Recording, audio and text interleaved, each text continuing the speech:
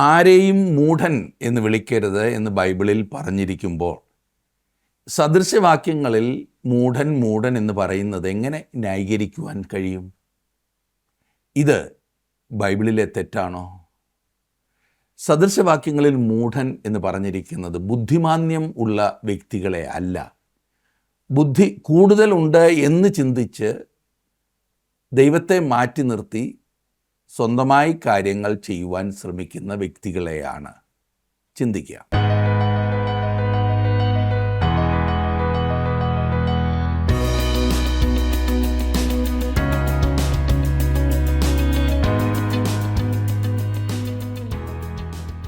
ജീവസന്ദേശത്തിലേക്ക് എല്ലാവർക്കും സ്വാഗതം.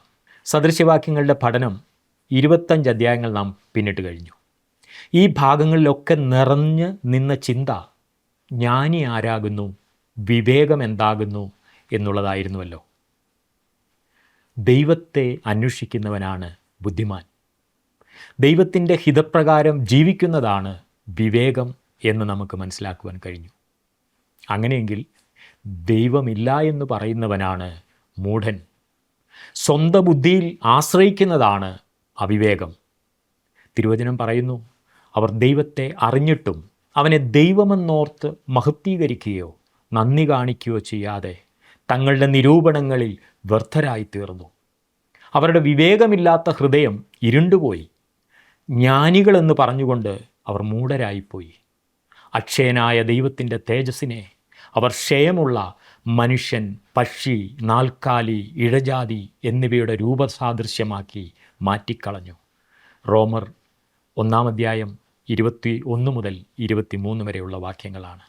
സദൃശ്യവാക്യങ്ങൾ 26 അധ്യായം 1 മുതൽ 27 അധ്യായത്തിൻ്റെ 12 വരെയുള്ള വാക്യങ്ങളാണ് ഇന്ന് നമ്മൾ പഠിക്കുവാൻ പോകുന്നത്.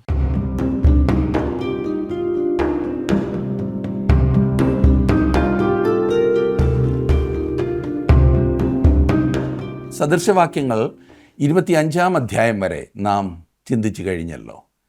26 അധ്യായം നമുക്കിനിയും ഒരുമിച്ച് പഠിക്കാം. 26 അധ്യായത്തിൻ്റെ 1 വാക്യത്തിൽ നാം വായിക്കുന്നത്, വേനൽക്കാലത്ത് ഹിമവും കൊയ്ത്തുകാലത്ത് മഴയും എന്ന പോലെ ഭോഷന് ബഹുമാനം പൊരുത്തമല്ല. മൂഢനായ ഒരു മനുഷ്യൻ്റെ ഒരു അടയാളം തൻ്റെ മാനം കളയുന്നതിൽ അവന് ബുദ്ധിമുട്ടില്ല എന്നതാണ്. വാസ്തവത്തിൽ അവന് അങ്ങനെ ഒന്നില്ല എന്നതാണ് ശരി. ഈ മാനമെന്ന് പറയുന്നത് ഇവിടെ പറയുന്നു, ഭോഷന് ബഹുമാനം പൊരുത്തമല്ല എന്ന്.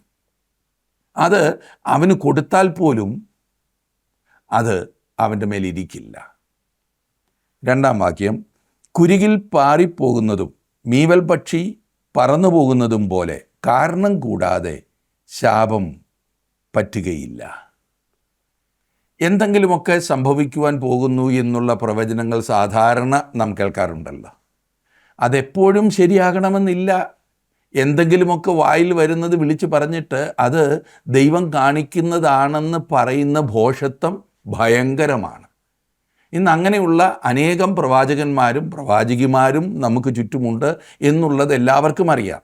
ഒരു വീട്ടിൽ കയറി വന്ന് ആ വീട്ടിലുള്ളവരെ ഭയപ്പെടുത്തുവാൻ എന്തെങ്കിലും പറയും. എന്നിട്ട് അത് മാറിപ്പോകുവാൻ 7 വെള്ളിയാഴ്ചത്തെ പ്രാർത്ഥന. എന്താ, 8 ആയാൽ കൂടി പോകുമോ? പിന്നെ അതോടുകൂടി അവർ അവിടെ താവളം ഉറപ്പിക്കും. എന്തെല്ലാം വേലകളാണ് ഇന്ന് കാണുന്നത്.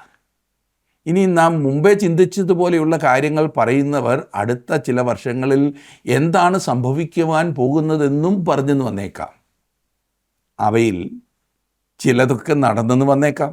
എന്നാൽ ഈ പറയുന്നവർക്ക് ദൈവത്തിൽ നിന്നും അറിവ് ലഭിക്കുന്നതല്ല എന്നത് തീർച്ചയാണ്. കാരണം ചില സമയങ്ങളിൽ ഈ പറയുന്നവർ തെറ്റാണ്, മിക്കവാറും സമയങ്ങളിൽ. എന്നാൽ ദൈവത്തിൻ്റെ പ്രവാചകൻ ഒരിക്കലും തെറ്റുകയില്ല എന്ന് ആവർത്തന പുസ്തകത്തിൽ നാം വായിക്കുന്നുണ്ട്. ആവർത്തന പുസ്തകം 18 അധ്യായത്തിൻ്റെ 20 മുതലുള്ള വാക്യങ്ങളിൽ നാം അത് വളരെ വ്യക്തമായി കാണുന്നു. ഇന്ന് അനേകരും തങ്ങളുടെ തോന്നലുകളാകുന്നു വിളിച്ചു പറയുന്നത്. കാരണം അവർ പറയുന്നതിൽ ഒരു നല്ല ശതമാനം സംഭവിക്കാതിരിക്കുന്നു, തെറ്റിപ്പോകുന്നു. ഇവിടെ 3 വാക്യം നാം കാണുന്നു, കുതിരയ്ക്ക് ചമ്മട്ടി കഴുതയ്ക്ക് കടിഞ്ഞാൻ മൂഢന്മാരുടെ മുതുകിന് വടി. അതൊരു നല്ല സദൃശവാക്യമാകുന്നു. കുതിരയെയും കഴുതയെയും പരിശീലിപ്പിക്കാവുന്നതാണ്. അവ അതിനോട് പ്രതികരിക്കുകയും ചെയ്യും. പരിശീലനത്തോട് അത് പ്രതികരിക്കും. എന്നാൽ ഒരു മൂഢൻ പ്രതികരിക്കുന്നത് ശരി അടിയോട് മാത്രമാണ്, അല്ലാത്തതൊക്കെ അവൻ തള്ളിക്കളയും. 4ഉം 5ഉം വാക്യങ്ങളിൽ നീയും മൂഢനെപ്പോലെ ആകാതിരിക്കേണ്ടതിന് അവൻ്റെ ഭോഷത്വം പോലെ അവനോട് ഉത്തരം പറയരുത്. മൂഢന് താൻ ജ്ഞാനി എന്ന് തോന്നാതിരിക്കേണ്ടതിന് അവൻ്റെ ഭോഷത്വത്തിനൊത്തവണ്ണം അവനോട് ഉത്തരം പറക. നമ്മളെല്ലാവരും ഇത് ശ്രദ്ധിച്ചിരുന്നെങ്കിൽ എത്ര നന്നായിരുന്നു എന്ന് ഞാൻ പലപ്പോഴും ചിന്തിക്കാറുണ്ട്. പലരും ഭോഷന്മാരോട് മറുപടി പറയുവാൻ തുനിഞ്ഞ് അറുഭോഷരാകാറുണ്ട്. ബൈബിളിൽ വിപരീതത്വമുണ്ട് എന്ന് ചൂണ്ടിക്കാണിക്കുന്ന പലരും ഈ വാക്യങ്ങളാണ് അതിനുദാഹരണമായി പറയാറുള്ളത്. ആദ്യം പറയുന്നു മൂഢനോട് ഉത്തരം പറയരുതെന്ന്. ഉടനെ തന്നെ അവൻ ഉത്തരം കൊടുക്കുവാനും പറയുന്നു. ഇത് രണ്ടും കൂടി ചേരുന്നില്ല എന്നല്ലേ നിങ്ങൾ ചിന്തിച്ചത്? സുഹൃത്തെ, ഇവിടെ വിപരീതത്വമൊന്നുമില്ല. ഒരു ഭോഷനുമായുള്ള ബന്ധത്തിൽ അവനെ നേരിടുന്നതിനുള്ള 2 സാധ്യതകൾ മാത്രമാണ് ഇവിടെ പറയുന്നത്. ഇനിയും ഞാൻ പറയുവാൻ പോകുന്ന കാര്യത്തിൽ എന്നെ തെറ്റിദ്ധരിക്കരുത്. പലതരത്തിലുള്ള അനേകം ആളുകളിൽ നിന്നും പ്രതികരണങ്ങൾ എനിക്ക് ഈ പ്രോഗ്രാമിന് ലഭിക്കാറുണ്ട്. അവയിൽ ചിലതിന് ഞങ്ങൾ മറുപടി കൊടുക്കാറുണ്ട്, അതേസമയം ചിലതിന് മറുപടി കൊടുക്കാറില്ല. അവയെക്കുറിച്ച് ഞാനൊരു തീരുമാനം എടുക്കേണ്ടതുണ്ട്. ഞാൻ സാധാരണ എത്തുന്ന തീരുമാനം എന്തെന്നാൽ എനിക്ക് ലഭിക്കുന്ന ചില പ്രതികരണങ്ങൾ ഭോഷത്തരമാകുന്നു എന്നത്രേ. ഞാൻ അങ്ങനെ പറഞ്ഞതിൻ്റെ കാരണം ആ പ്രതികരണത്തിൻ്റെ ഭോഷത്തരത്വത്തിന് ചേരുന്ന വിധം ഞാൻ അതിന് മറുപടി നൽകുന്ന പക്ഷം ഞാൻ എന്നെ തന്നെ ഭോഷനാക്കുകയാണ് ചെയ്യുന്നത്. താങ്കൾ താങ്കളെ തന്നെ ഒരു ഭോഷന് തുറന്നു കൊടുക്കുന്ന പക്ഷം താങ്കൾ ഒരു ഭോഷൻ ആകുകയാണ് ചെയ്യുന്നത്. ഒരു ഭോഷനെ തിരുത്തുവാൻ സാധിക്കുന്നതല്ല എന്ന് ഇതിനോടകം പല പ്രാവശ്യം നാം ഈ സദൃശവാക്യങ്ങളിൽ കണ്ടതാണ്. അതുകൊണ്ട് ഒരു ഭോഷൻ പറയുന്ന കാര്യങ്ങളെ മണ്ടത്തരമെന്ന് കണ്ടു കഴിഞ്ഞാൽ പിന്നെ അതും ഇതും പറഞ്ഞ് സമയം കളയുവാൻ ശ്രമിക്കരുത്. അത് വെറും മണ്ടത്തരമാകും.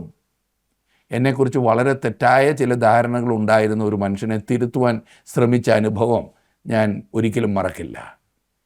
ഇവിടെ ഈ 5-ാം വാക്യത്തിൽ പറഞ്ഞ പ്രകാരം ഞാൻ ആ മനുഷ്യനോട് ഇടപെടുവാൻ തീരുമാനിച്ചു. എന്നാൽ അയാളുടെ പ്രതികരണം പോലെ ഭോഷത്തരമായ ഒരു പ്രതികരണം ഞാൻ കണ്ടിട്ടേയില്ല.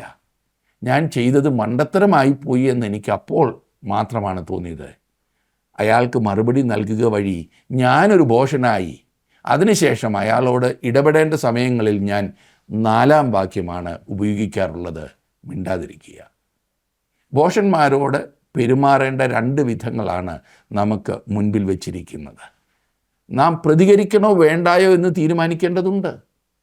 ഇനിയും 6-ാം വാക്യം: മൂഢൻ്റെ കൈവശം വർത്തമാനം അയക്കുന്നവൻ സ്വന്തം കാൽ മുറിച്ചു കളയുകയും അന്യായം കുടിക്കുകയും ചെയ്യുന്നു. തെറ്റായ വ്യക്തിയിലൂടെ ഒരു ദൂത് അയക്കുവാൻ ശ്രമിച്ചാൽ താങ്കൾ ചെയ്യുന്നത് അബദ്ധമാകുന്നു. ഈ പറഞ്ഞ മൂഢൻ അത് വേണ്ടാത്തിടത്തൊക്കെ കൊണ്ടു കൊടുക്കും. പിന്നെ താങ്കൾക്ക് ഇറങ്ങി നടക്കുവാൻ കഴിയാത്ത അവസ്ഥ വരും എന്ന് ചുരുക്കം. 7-ാം വാക്യം: മൂഢന്മാരുടെ വായിലെ സദൃശവാക്യം മുടന്തൻ്റെ കാൽ ഞാന്ന് കിടക്കുന്നത് പോലെ. സദൃശവാക്യം എന്നാൽ ഉപമ എന്നാണ് ഇവിടെ അർത്ഥം. മുടന്തൻ്റെ കാലുകൾ ഒരുപോലെ അല്ലാതിരിക്കുന്നതിനോടാണ് മൂഢന്മാരുടെ വായിലെ ഉപമയെക്കുറിച്ച് പറഞ്ഞിരിക്കുന്നത്. 2 കാലും ഒരുപോലെ അല്ലല്ലോ. ഒന്ന് ഒന്നിനോട് ചേരാത്തതിനാൽ നടക്കുവാൻ കഴിയാതെ വരുന്നു. വൈകൃതം മറ്റുള്ളവർ കാണുന്നു. 8-ാം വാക്യം: മൂഢന് ബഹുമാനം കൊടുക്കുന്നത് കവിണയിൽ കല്ല് കെട്ടി മുറുക്കുന്നത് പോലെ. ഇപ്പോഴത്തെ സാഹചര്യത്തിൽ പറഞ്ഞാൽ മൂഢന് ബഹുമാനം കൊടുക്കുന്നത് അവൻ്റെ കൈകളിൽ ഒരു ബോംബ് കൊടുക്കുന്നതിന് തുല്യമാണ്. അതുകൊണ്ട് അവൻ ചെയ്യുവാൻ പോകുന്ന നാശം വളരെയാണ്. 9-ാം വാക്യം: മൂഢന്മാരുടെ വായിലെ സദൃശവാക്യം മത്തൻ്റെ കയ്യിലെ മുള്ളുപോലെ. കൊള്ളാം. മദ്യത്തിന് അടിമപ്പെട്ട ഒരു മനുഷ്യൻ്റെ കയ്യിൽ മുള്ളു കിട്ടിയാൽ അത് അവനെ മാത്രമല്ല മറ്റുള്ളവരെയും മുറിവേൽപ്പിച്ചു എന്ന് വന്നേക്കാം. ഒരു ഉപദേഷ്ടാവിൻ്റെ സ്ഥാനമുള്ള മൂഢൻ്റെയും അവസ്ഥ ഈ പറഞ്ഞത് തന്നെയാണ്. അവനെ തന്നെയും അവനെ ശ്രദ്ധിക്കുന്നവരെയും മുറിവേൽപ്പിക്കുമെന്ന് ചുരുക്കം. 10-ാം വാക്യം: എല്ലാവരെയും മുറിവേൽപ്പിക്കുന്ന വില്ലാളിയും മൂഢനെ കൂലിക്ക് നിർത്തുന്നവനും കണ്ടവരെ കൂലിക്ക് നിർത്തുന്നവനും ഒരുപോലെ. ഇതിൽ എത്ര വലിയ പാഠങ്ങളാണ് നമുക്ക് പഠിക്കുവാനുള്ളത്. ജ്ഞാനി എന്നതിൻ്റെ നേരെ എതിരാണല്ലോ ഭോഷൻ എന്നുള്ളത്. യഹോവയെ ഭയപ്പെടുന്ന ഒരു ഭക്തനാകുന്നു ജ്ഞാനി എന്ന് നാം കണ്ടതാണ്. യഹോവയെ ഭയമില്ലാത്തവനാണ് മൂഢൻ. അല്ലാതെ മന്ദബുദ്ധിയല്ല, ജന്മനാ ബുദ്ധിക്കുറവുള്ള വ്യക്തിയല്ല മൂഢൻ. ദൈവമില്ലാത്തവൻ എത്ര വലിയ നാശമാണ് സമൂഹത്തിൽ ഉണ്ടാക്കുന്നതെന്ന് ഈ വാക്യങ്ങളിൽ നിന്നും വ്യക്തമാണല്ലോ. ഇതുവരെ പറഞ്ഞതിൽ നിന്നൊക്കെ ഭയാനകമായ മറ്റൊരു വാക്യമാണ് 11-ാമത്തെ വാക്യം. നായ് ഛർദ്ദിച്ചതിലേക്ക് വീണ്ടും തിരിയുന്നതും മൂഢൻ തൻ്റെ ഭോഷത്വം ആവർത്തിക്കുന്നതും ഒരുപോലെ. ഈ പറഞ്ഞതിനേക്കാൾ കഠിനമായി മറ്റൊന്നും ചിന്തിക്കുവാൻ എനിക്ക് കഴിയുന്നില്ല. ഇതുപോലും ചിന്തിക്കുന്നത് അറുപ്പുളവാക്കുന്നതും ബുദ്ധിമുട്ടുണ്ടാക്കുന്നതുമാകുന്നു. ഒരു കപടഭക്തനെക്കുറിച്ച് അല്ലെങ്കിൽ ഒരു ദുരുപദേഷ്ടാവെക്കുറിച്ച് പത്രോസ് തൻ്റെ ലേഖനത്തിൽ എഴുതുന്ന ചിന്താഗതിയും ഇതുതന്നെയാണെന്ന് ഓർക്കണം. പത്രോസ് എഴുതിയ 2-ാം ലേഖനം 2-ാം അധ്യായത്തിൻ്റെ 22-ാം വാക്യത്തിൽ നാം കാണുന്നത്, എന്നാൽ സ്വന്തം ഛർദ്ദിക്ക് തിരിഞ്ഞ നായെന്നും കുളിച്ചിട്ട് ചളിയിൽ ഉരുളുവാൻ തിരിഞ്ഞ പന്നി എന്നുമുള്ള സത്യമായ പഴഞ്ചൊല്ല് പോലെ അവർക്ക് സംഭവിച്ചു. മുടിയൻ പുത്രൻ എന്ന് നാം വിളിക്കുന്ന ആ പുത്രനുണ്ടല്ലോ, അവൻ ആ പന്നിക്കൂട്ടിലായിരുന്നപ്പോൾ താൻ തെറ്റായ സ്ഥലത്താകുന്നു എന്ന് അവൻ മനസ്സിലാക്കുകയും അവൻ ഭവനത്തിലേക്ക് മടങ്ങി വരികയും ചെയ്തു എന്നോർക്കണം. അവൻ തൻ്റെ അപ്പൻ്റെ വീട്ടിലേക്ക് മടങ്ങി വന്നപ്പോൾ തന്നോടൊപ്പം ഒരു പന്നിയെ കൂടി കൊണ്ടുവന്നിരുന്നെങ്കിലത്തെ ആ സ്ഥിതി നിങ്ങളൊന്ന് ആലോചിക്കൂ. ആ ചെറിയ സുന്ദരക്കുട്ടൻ പന്നി അപ്പൻ്റെ വീട് ഒരിക്കലും ഇഷ്ടപ്പെടുമായിരുന്നില്ല. എങ്ങനെ വന്നാലും ഒടുവിൽ അവൻ ആ പന്നിക്കൂട്ടിലേക്ക് തന്നെ മടങ്ങിപ്പോകുമായിരുന്നു. അവൻ അപ്പൻ്റെ വീട്ടിലെ അനുഗ്രഹം ഒരിക്കലും ആസ്വദിക്കുവാൻ കഴിയില്ല. അതുപോലെ സഭയിലെ എല്ലാ കപടഭക്തരെയും ഒരു ദിവസം വെളിപ്പെടുത്തും. ദൈവമക്കളെന്ന് അഭിനയിക്കുന്നവരാണ് ഇന്ന് സഭകളിൽ അധികവും. ഞാനൊരു ദോഷൈക ദൃക്കിനെ പോലെ സംസാരിക്കുന്നു എന്ന് തോന്നിയേക്കാം, ക്ഷമിക്കണം. താങ്കൾ അപ്രകാരം കാപട്യത്തോടുകൂടെ ജീവിക്കുന്ന ഒരു വ്യക്തിയാകുന്നു എന്ന് ഞാൻ കരുതുന്നില്ല. അങ്ങനെ ആകുന്നു എങ്കിൽ താങ്കളെ ഞാൻ ബഹുമാനിക്കുന്നു. യഥാർത്ഥത്തിൽ ദൈവമക്കളായി തീരുവാൻ സമർപ്പിച്ചാട്ടെ. യഥാർത്ഥത്തിൽ ദൈവമക്കളായി തീർന്നവർ വളരെ ചുരുങ്ങും എന്ന കാര്യത്തിൽ യാതൊരു സംശയവുമില്ല. സഭയിൽ കപടഭക്തരെ കൊണ്ട് നിറഞ്ഞിരിക്കുന്നതിനാലാണ് താൻ യാതൊരു സഭയിലും ചേരാത്തത് എന്നൊരു മനുഷ്യൻ ഒരിക്കൽ എന്നോട് പറയുകയുണ്ടായി. അതിന് എനിക്ക് അദ്ദേഹത്തോട് പറയുവാനുള്ളത്, ആ യാഥാർത്ഥ്യം എന്നേക്കാൾ അധികം അറിയാവുന്ന ആരും ഉണ്ടാവുകയില്ല എന്നത്രേ. എന്നാൽ താങ്കൾ സഭയിലെ അംഗമാകാതിരിക്കുന്നതിനുള്ള കാരണം അതായിരിക്കരുത്. ഒരു കപടഭക്തൻ്റെ പിൻപിൽ ഒളിക്കുവാൻ താങ്കൾക്ക് അവകാശമില്ല. പരമാർത്ഥമായതെന്തെന്ന് വെളിച്ചത്ത് കൊണ്ടുവരുവാൻ താങ്കൾ സഭയിൽ ഉണ്ടായിരിക്കണം. അത് അത്യാവശ്യമാണ്. സഭയ്ക്കുള്ളിലെ കപടഭക്തിയെക്കുറിച്ച് ഞാൻ സംസാരിച്ചിട്ടുള്ളപ്പോഴെല്ലാം അതേക്കുറിച്ച് ഞാൻ സംസാരിക്കുന്നത് ഇഷ്ടമില്ലാത്ത വ്യക്തികളിൽ നിന്നും എനിക്ക് എതിർപ്പുണ്ടായിട്ടുണ്ട്, വളരെ രൂക്ഷമായ പ്രതികരണങ്ങൾ ഉണ്ടായിട്ടുണ്ട്.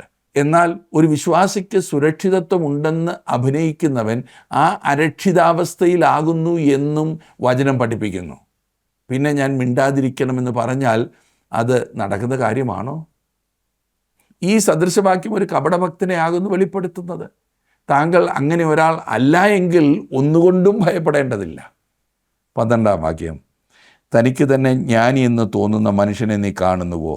അവനെക്കുറിച്ചുള്ളതിനേക്കാളും മൂഢനെക്കുറിച്ച് അധികം പ്രത്യാശയുണ്ട്. ഭോഷനേക്കാൾ ഭയങ്കരമായ ഒരു അവസ്ഥയുണ്ടെന്നാണ് ശലോമോൻ ഈ വാക്യത്തിൽ പറയുന്നത്. അത് എന്താണെന്ന് മനസ്സിലായല്ലോ. താനാണ് മറ്റെല്ലാവരിലും ഉന്നതനെന്ന് തോന്നുന്ന അവസ്ഥ. തനിക്കുള്ളതുപോലെ മറ്റാർക്കും അറിവില്ല എന്ന് ചിന്തിക്കുന്ന ഒരു വ്യക്തി. വാസ്തവത്തിൽ ഇങ്ങനെ ചിന്തിക്കുന്നവർ എത്ര വലിയ മുഷിച്ചിലാണ് മറ്റുള്ളവർക്ക് ഉണ്ടാക്കുന്നത് എന്നറിയാമോ?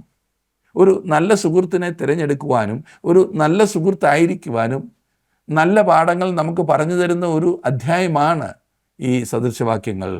പ്രത്യേകിച്ച് നാം ഇനിയും പഠിക്കാൻ പോകുന്ന 27-ാം അധ്യായം. സുഹൃബന്ധത്തെക്കുറിച്ചാണ് 27-ാം അധ്യായത്തിൽ സംസാരിക്കുന്നത്. നാം 27-ാം അധ്യായം നിങ്ങൾ എന്നോടൊപ്പം എടുക്കുമെങ്കിൽ അതിൻ്റെ 1-ാമത്തെ വാക്യം ഞാനൊന്ന് വായിക്കട്ടെ. നാളത്തെ ദിവസം ചൊല്ലി പ്രശംസിക്കരുത്, ഒരു ദിവസത്തിൽ എന്തെല്ലാം സംഭവിക്കും എന്ന് അറിയുന്നില്ലല്ലോ. നമുക്കൊക്കെ വളരെ സുപരിചിതമായ ഒരു തത്വശാസ്ത്രമാണ് നീട്ടിവെക്കൽ തത്വശാസ്ത്രം. മനസ്സിലായോ? അതെന്താണെന്നറിയാമോ? ഇന്ന് ചെയ്യേണ്ട കാര്യങ്ങൾ നാളെ ചെയ്യുവാനായി നീട്ടിവെക്കുന്ന പ്രവണത. നമ്മുടെ നാട്ടിലൊക്കെ പറയും നാളെ നാളെ നീളെ നീളെ എന്ന് കേട്ടിട്ടില്ലേ?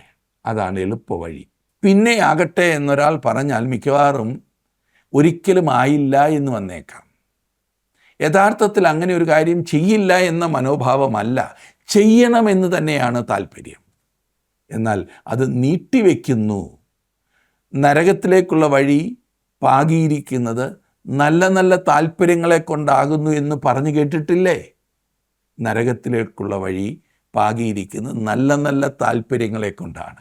നീട്ടിവെക്കൽ സമയത്തിൻ്റെ മോഷ്ടാവാകുന്നു എന്നൊരു ചൊല്ലുണ്ട്. നമ്മുടെ ദൈനംദിന ഉത്തരവാദിത്തങ്ങളിൽ നാം ഓരോരുത്തരും പ്രത്യേകം ശ്രദ്ധിക്കേണ്ട കാര്യമാണിത്. ഇന്ന് ചെയ്യേണ്ടത് നാളെ ചെയ്യാമെന്ന് ചിന്തിക്കരുത്. നാളത്തേക്ക് കൂടുതൽ കാര്യങ്ങൾ ഉണ്ടാകും. അതുകൊണ്ടാണ് നമുക്ക് ഓരോരുത്തർക്കും ഓരോ ദിവസവും ചെയ്യേണ്ട കാര്യങ്ങളുടെ ഒരു ലിസ്റ്റ് അന്നന്ന് ഉണ്ടാക്കേണ്ടിയിരിക്കുന്നത്. തലേ ദിവസം തന്നെ അത് ശരിയാക്കി വെച്ചിട്ട് ഉറങ്ങാം. പിറ്റേ ദിവസം വെളുപ്പിനെ എഴുന്നേറ്റ് അത് ദൈവസന്നിധിയിൽ വെച്ച് പ്രാർത്ഥിക്കാം. ഒരു വർഷം മുൻപ് നാളത്തേക്ക് മാറ്റിവെച്ച എത്രയെത്ര കാര്യങ്ങൾ ഇന്നും ചെയ്യാത്തതായി നമ്മുടെ ജീവിതത്തിൽ അവശേഷിക്കുന്നുണ്ട്. ഒന്ന് തിരിഞ്ഞ് ചിന്തിച്ചാൽ നിങ്ങൾക്ക് മനസ്സിലാകും. അല്പസമയം ഇരുന്ന് ഇതേക്കുറിച്ച് ചിന്തിക്കുന്നത് വളരെ നല്ലതാണ്. ദൈവവചനം അതിനെക്കുറിച്ച് ഇപ്രകാരമാണ് പറയുന്നത്: ഇന്ന് അവൻ്റെ ശബ്ദം കേൾക്കുന്നുവെങ്കിൽ നിങ്ങളുടെ ഹൃദയം കഠിനമാക്കരുത്. എബ്രായലേഖനം 4-ാം അധ്യായത്തിൻ്റെ 7-ാം വാക്യം. വീണ്ടും കൊരിന്ത്യർക്ക് എഴുതിയ 2-ാം ലേഖനം 6-ാം അധ്യായത്തിൻ്റെ 2-ാം വാക്യത്തിൽ പൗലോസ് പറയുന്നു, ഇപ്പോൾ ആകുന്നു സുപ്രസാദകാലം, ഇപ്പോൾ ആകുന്നു രക്ഷാദിവസം. യെശയ്യാ ദീർഘദർശി പറയുന്നു 1-ാം അധ്യായത്തിൻ്റെ 18-ാം വാക്യത്തിൽ, വരുവിൻ നമുക്ക് തമ്മിൽ വാദിക്കാമെന്ന് യഹോവ അരുളി ചെയ്യുന്നു. മനുഷ്യൻ്റെ പ്രവണത മറ്റൊരവസരത്തിനു വേണ്ടി നോക്കിയിരിക്കുക എന്നുള്ളതാണ്. അപ്പോസ്തലനായ പൗലോസ് സുവിശേഷം പ്രസംഗിച്ച് കേട്ടപ്പോൾ അന്നത്തെ ദേശാധിപതിയായ ഫെലിക്സ് ആകെ ഭയന്നുപോയി, വിറച്ചുപോയി. ഗവർണറാണ്. പൗലോസ് ഒരു തടവുകാരനായിരുന്നു. എന്നിട്ടും ദേശാധിപതിയോട് അവൻ്റെ ആത്മാവിൻ്റെ രക്ഷയെക്കുറിച്ച് സംസാരിച്ചു, ന്യായവിധിയെക്കുറിച്ച് സംസാരിച്ചു, പാപത്തെക്കുറിച്ച് സംസാരിച്ചു. അതിന് ഫെലിക്സ് പറഞ്ഞത്, തൽക്കാലം പോകാം, അവസരമുള്ളപ്പോൾ പിന്നെ വിളിപ്പിക്കാം. ദൈവജനത്തിൽ നിന്നും നാം മനസ്സിലാക്കുന്നത് അങ്ങനൊരവസരം ഫെലിക്സിന് ഒരിക്കലും പിന്നെ കിട്ടിയില്ല എന്നാണ്. 27-ാം അധ്യായത്തിൻ്റെ 2-ാം വാക്യം, നിൻ്റെ വായല്ല മറ്റൊരുത്തൻ, നിൻ്റെ അധരമല്ല വേറൊരുത്തൻ നിന്നെ സ്തുതിക്കട്ടെ. ഗോല്യാത്ത് ഈ സദൃശവാക്യം ഒന്ന് ശ്രദ്ധിക്കണമായിരുന്നു എന്നത്രേ ഞാൻ ചിന്തിക്കുന്നത്. ഗോല്യാത്തിനെ ഓർക്കുന്നില്ലേ? അവൻ ഇസ്രായേൽ സൈന്യത്തിൻ്റെ മുൻപാകെ ഓരോ ദിവസവും ആ മസിൽ പെരുപ്പിച്ചുകൊണ്ട് അങ്ങനെ വന്നു നിന്നു. താൻ എത്ര ബലവാനാണെന്നും ഇസ്രായേല്യരെല്ലാം വെറും ഭീരുക്കളാണെന്നും വെറും വെട്ടുക്കിളി പോലെയാകുന്നു എന്നും അവൻ ആർത്ത് ഘോഷിച്ചു. എന്നാൽ ദാവീദ് എന്ന ഒരു ചെറിയ ബാലനാൽ അവൻ വീഴ്ത്തപ്പെട്ടു. ഇന്ന് അനേകരും ഈ സ്വയം പുകഴ്ത്തിക്കൊണ്ടുള്ള ജീവിതമാണ് ജീവിക്കുന്നത്. തങ്ങളുടെ മിടുക്ക്, തങ്ങളുടെ കഴിവ്, തങ്ങൾക്കുള്ളത് അത് മാത്രമാണ് പറയുന്നത്. ഈ പുകഴ്ത്തൽ മറ്റുള്ളവർക്ക് എത്ര വിരസമാണെന്ന് അവർ അറിയുന്നില്ല. ബോറാണ്. നമ്മുടെ വാക്കുകളെ നാം എത്ര സൂക്ഷിക്കേണ്ടതുണ്ട്. 3-ാം വാക്യത്തിൽ, കല്ല് ഘനമുള്ളതും മണൽ ഭാരമുള്ളതുമാകും, ഒരു ഭോഷൻ്റെ നീരസമോ ഇവ രണ്ടിലും ഘനമേറിയത്. ഒരു ഭോഷൻ താങ്കളോട് നീരസപ്പെട്ടിരിക്കുന്നു എങ്കിൽ താങ്കൾ വാസ്തവത്തിൽ പ്രതിസന്ധിയിലാണ്. കാരണം ഒരു ഭോഷന് ഔചിത്യബോധമില്ല. അവൻ എന്തും പറയും, എന്തും ചെയ്യും. ഈ കാര്യത്തിൽ ശ്രദ്ധിക്കാത്തവർ വല്ലാത്ത അപകടത്തിലാണ് ചാടുന്നത്. 27-ന്റെ 4-ാം വാക്യം, ക്രോധം ക്രൂരവും കോപം പ്രളയവുമാകും, ജാരശങ്കയുടെ മുമ്പിലോ ആർക്ക് നിൽക്കാം. ഈ ജാരശങ്ക എന്നാൽ അസൂയ എന്നത്രേ. ഉത്തമഗീതത്തിൽ നാം വരുമ്പോൾ 8-ാം അധ്യായത്തിൻ്റെ 6-ാം വാക്യത്തിൽ നാം വായിക്കുന്നത്, പത്നീവൃത ശങ്ക പാതാളം പോലെ കടുപ്പമുള്ളതും ആകുന്നു, അതിൻ്റെ ജ്വലനം അഗ്നിജ്വലനവും ഒരു ദിവ്യജ്വാലയും തന്നെ. അസൂയ യാക്കോബിൻ്റെ ഭവനത്തിൽ ചെയ്തത് എന്താണെന്ന് ഓർക്കുമല്ലോ. തങ്ങളുടെ ഭയങ്കരമായ അസൂയ കാരണം സഹോദരന്മാർ യോസഫിനെ അടിമയായി വിൽക്കുകയുണ്ടായി. അസൂയ ഭയങ്കരമാണ്. ഇത് നാം ഓരോരുത്തരും വളരെയേറെ ശ്രദ്ധിക്കേണ്ടതാണ്. വീട്ടിലൊക്കെ നാം വളരെ ശ്രദ്ധിക്കേണ്ടതായിട്ടുള്ളൊരു വിഷയമാണിത്. 5-6 വാക്യങ്ങളിൽ മറഞ്ഞ സ്നേഹത്തിലും തുറന്ന ശാസന നല്ല. സ്നേഹിതൻ വരുത്തുന്ന മുറിവുകൾ വിശ്വസ്തതയുടെ ഫലം, ശത്രുവിൻ്റെ ചുംബനങ്ങളോ കണക്കിലധികം. ബൈബിൾ നമുക്ക് കാണിച്ചു തരുന്ന അനേകം ഉദാഹരണങ്ങളുള്ള ഒരു താരതമ്യപ്പെടുത്തലാകുന്നു ഇത്. ജാതികളോടുകൂടി ഭക്ഷണം കഴിക്കുന്നതിൽ നിന്നും ഒഴിഞ്ഞു മാറിയ ശിമോൻ പത്രോസിനെ പൗലോസ് ശാസിച്ചത് നാം ഗലാത്യ ലേഖനത്തിൽ വായിക്കുന്നുണ്ട്. പത്രോസിന് ആ ശാസന ആവശ്യമായിരുന്നു. അവനത് പൗലോസിൽ നിന്നും അംഗീകരിക്കുകയും ചെയ്തു. അവർ തമ്മിൽ ഒരു ചിന്താക്കുഴപ്പവുമില്ലായിരുന്നു താനും. താങ്കൾക്ക് സഹായകരമാം വിധം താങ്കളുടെ തെറ്റ് ചൂണ്ടിക്കാണിക്കുന്ന ഒരു സ്നേഹിതൻ ഉള്ളത് എത്ര മനോഹരമായ കാര്യമാണ്, അനുഗ്രഹമാണ്. അതുകൊണ്ടാണ് ഒരു സുവിശേഷ വേലക്കാരനോട് ഒരു നല്ല ഭാര്യ അയാൾക്ക് വേണമെന്ന് പറയുന്നത്. അതില്ലായെങ്കിൽ തീർന്നു. അങ്ങനെ ഒരു ഭാര്യ തൻ്റെ ഭർത്താവിനെ താഴ്മയുള്ളവനായി സൂക്ഷിക്കുകയും അയാൾക്ക് പറ്റുന്ന തെറ്റുകളെ അയാളോട് പറയുകയും ചെയ്യും. നല്ല ഒരു പ്രസംഗിച്ച് കഴിഞ്ഞ് ഞാനങ്ങ് പൊങ്ങി പോകുമ്പോൾ എന്നെ പിടിച്ച് നിലത്ത് നിർത്തുന്നത് എൻ്റെ ഭാര്യയാണ്. അവർ പറഞ്ഞതാണ് ശരി, അല്ലാതെ എന്നെ പുകഴ്ത്തിയവരല്ല യഥാർത്ഥത്തിൽ ശരിയെന്ന് ഞാൻ അപ്പോൾ മനസ്സിലാക്കും. ഇവിടെ താരതമ്യപ്പെടുത്തി പറഞ്ഞിരിക്കുന്ന ചിന്ത യേശു കർത്താവിനെ ചുംബനത്താൽ ഉറ്റിക്കൊടുത്ത യൂദാസിൽ ഉദാഹരിക്കപ്പെട്ടിരിക്കുന്നതായി കാണാവുന്നതാണ്. ഒരു യഥാർത്ഥ സുഹൃത്തിൻ്റെ ഉപദേശം എത്ര വേദനാജനകമായിരുന്നാൽ തന്നെയും അത് വളരെ പ്രയോജനപ്പെടുന്നതാണ്. എന്നാൽ മുഖസ്തുതി പറയുന്നവരെ വളരെ ശ്രദ്ധിക്കേണ്ടതുണ്ട്. എപ്പോഴും നമ്മെക്കുറിച്ച് നല്ല കാര്യങ്ങൾ മാത്രം കേൾക്കുവാൻ ആഗ്രഹിക്കരുത്. നമ്മിൽ നല്ല സ്വഭാവങ്ങൾ മാത്രമേ ഉള്ളൂ എങ്കിൽ അങ്ങനെ കേൾക്കുവാൻ ആഗ്രഹിക്കുന്നതിൽ തെറ്റില്ല. നമ്മിൽ ആകാത്ത സ്വഭാവങ്ങളും വളരെയേറെ ഉണ്ടല്ലോ. അപ്പോൾ അതും കൂടി കേൾക്കണം. രണ്ട് വശവും കൂടി അറിഞ്ഞെങ്കിൽ മാത്രമേ നമുക്ക് ശരിയായ തീരുമാനം എടുക്കുവാൻ കഴിയൂ, ഇല്ലേ? 7-ാം വാക്യത്തിൽ നാം വായിക്കുന്നത്, തിന്ന് തൃപ്തനായവൻ തേൻകട്ടയും ചവിട്ടിക്കളയുന്നു, വിശപ്പുള്ളവനോ കയ്പുള്ളതൊക്കെയും മധുരം. ഇന്നത്തെ കാലത്ത് വലിയ ശമ്പളം വാങ്ങുന്ന ഒരു കൂട്ടം ആളുകളാണ് ഈ ഷെഫ്, പാചകക്കാർ. നിങ്ങൾ അതിൻ്റെ കാരണം ചിന്തിച്ചിട്ടുണ്ടോ? അതിൻ്റെ കാരണം മനുഷ്യർ ആഹാരത്തിന് അമിത സ്ഥാനം നൽകുന്നു എന്നത് തന്നെ. ഇന്നലെ കഴിച്ചതിനേക്കാൾ രുചി ഇന്ന് കഴിക്കുന്നതിനുണ്ടാകണം. അതുകൊണ്ട് തന്നെ ഓരോ ദിവസം ഓരോ കണ്ടുപിടുത്തങ്ങളാണ്. പണ്ടൊക്കെ എന്തെങ്കിലുമൊക്കെ ഉണ്ടാക്കി ഭക്ഷണം കഴിക്കും, അത് മതിയായിരുന്നു. എന്നാൽ ഇന്ന് അതിനുവേണ്ടി എത്രയെത്ര പുസ്തകങ്ങളാണ് എഴുതി കൂട്ടുന്നത്. സോഷ്യൽ മീഡിയ നോക്കിയാണ് മിക്കവാറും എല്ലാ പാചകങ്ങളും ഇപ്പോൾ നടക്കുന്നത്. അറിയാൻ വയ്യാത്തവർ പോലും സോഷ്യൽ മീഡിയയിൽ പോയാൽ, യൂട്യൂബിൽ പോയാൽ ഇതെല്ലാം കാണാൻ സാധിക്കും. നമ്മുടെ പണ്ടത്തെ കല്യാണ സദ്യകളും ഈ കാലത്തെ സദ്യകളും ഒന്ന് താരതമ്യപ്പെടുത്തി നോക്കിക്കേ, എന്തുമാത്രം വ്യത്യാസങ്ങളാണ്. അതും ഈ ഒരുപാട് കൂടിയിട്ട് എന്തുമാത്രം വെറുതെ കളയുന്നു. ഒന്നിൻ്റെയും രുചി ഇഷ്ടപ്പെടാത്ത ഒരു കൂട്ടം മനുഷ്യർ. എന്നാൽ ഇതിനെ വിശപ്പുള്ള ഒരു മനുഷ്യനുമായി താരതമ്യപ്പെടുത്തിക്ക്, അവൻ എല്ലാ ആഹാരവും നല്ല രുചിയാണ്. കയ്പുള്ളതോ ഒരു മുളക് പൊട്ടിച്ച് വെറും ചോറ് കഴിക്കുന്നതോ അവന് അമൃത് പോലെയാണ്. ചോറിനകത്ത് 2 കല്ല് കടിച്ചാലും അവന് ബുദ്ധിമുട്ടില്ല. വില കുറഞ്ഞ അരി കൊണ്ടുള്ള ചോറാണെങ്കിലും അവന് പ്രശ്നമില്ല. ഇനിയും ചോറല്ല, വല്ല കപ്പയോ ചക്കയോ ആണെങ്കിലും സന്തോഷം. വിശപ്പുള്ളവനെല്ലാം സന്തോഷം, രുചികരം.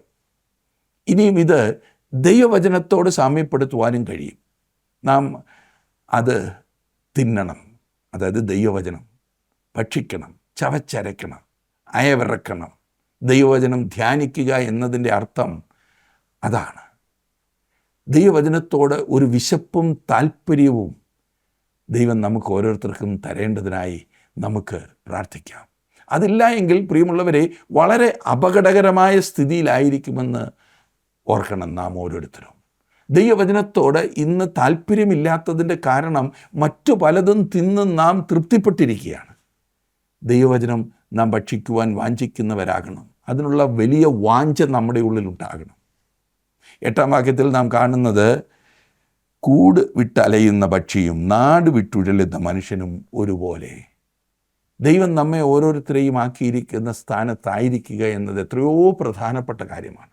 അങ്ങനെ അല്ലാത്ത മനുഷ്യർ വാസ്തവത്തിൽ ആകെ കുഴപ്പത്തിലാണ്.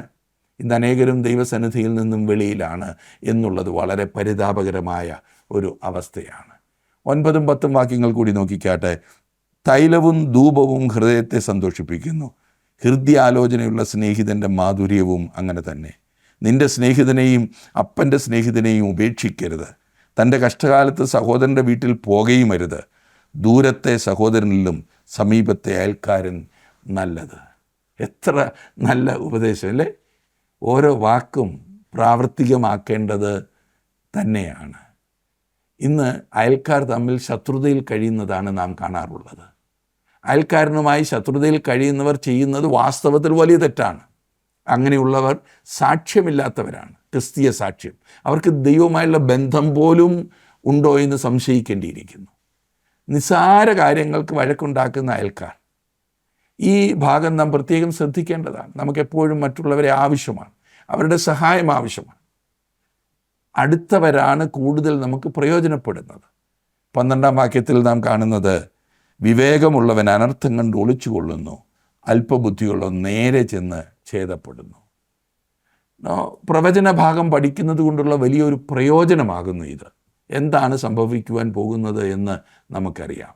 നാം ഇന്ന് അഭിമുഖീകരിക്കുന്ന പ്രശ്നങ്ങൾ പരിഹരിക്കുന്നതിനായി മനുഷ്യരിലേക്ക് നോക്കേണ്ടി വന്നാൽ ഞാൻ വളരെയേറെ നിരാശിതനാകും. എന്നാൽ സംശയമില്ല, മനുഷ്യൻ ഇന്നത്തെ പ്രശ്നത്തിന് പരിഹാരമുണ്ട് എന്ന് ഞാൻ കരുതുന്നില്ല. നാം ഒരു പ്രതിസന്ധിയിലേക്കും അത്യാപത്തിലേക്കുമാണ് നീങ്ങിക്കൊണ്ടിരിക്കുന്നത്. ഈ കാര്യത്തിൽ എന്തെങ്കിലും സംശയമുണ്ടോ എന്ന് തോന്നുന്നില്ല. ഈ ലോകത്തിലെ പ്രശ്നം പരിഹരിക്കുവാൻ തന്നാൽ കഴിയുമെന്ന് ഏതെങ്കിലും മനുഷ്യൻ ചിന്തിക്കുന്ന പക്ഷം അത് വെറും മഠയത്തരമാണ്. നമ്മുടെ മുൻപിലൊരു പ്രതിസന്ധി ഉണ്ടെന്നും ദൈവത്തിൻ്റെ ന്യായവിധി ഈ ലോകത്തിൽ വരുന്നുവെന്നും ദൈവവചനം വളരെ വ്യക്തമാക്കുന്നു. അതുകൊണ്ട് തയ്യാറെടുപ്പോടുകൂടെ ദൈവവചനം പറയുന്നത് അനുസരിച്ച് മുൻപോട്ട് പോകുവാൻ നമുക്ക് നമ്മെ തന്നെ സമർപ്പിക്കാം. അതിനായി ദൈവം നിങ്ങളെ സഹായിക്കട്ടെ.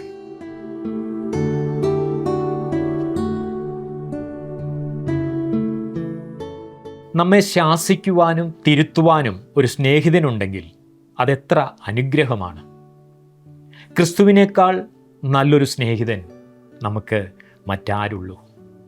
നാം ദൈവത്തിൻ്റെ വിശുദ്ധി പ്രാപിക്കേണ്ടതിന് നമ്മുടെ ഗുണത്തിനായിട്ടാകുന്നു അവിടെ നമ്മെ ശിക്ഷിക്കുന്നത്. നമുക്ക് ദൈവത്തിന് കീഴടങ്ങാം, അവിടുത്തെ അനുഗ്രഹങ്ങളെ പ്രാപിക്കാം. ദൈവം നിങ്ങളെ സഹായിക്കട്ടെ.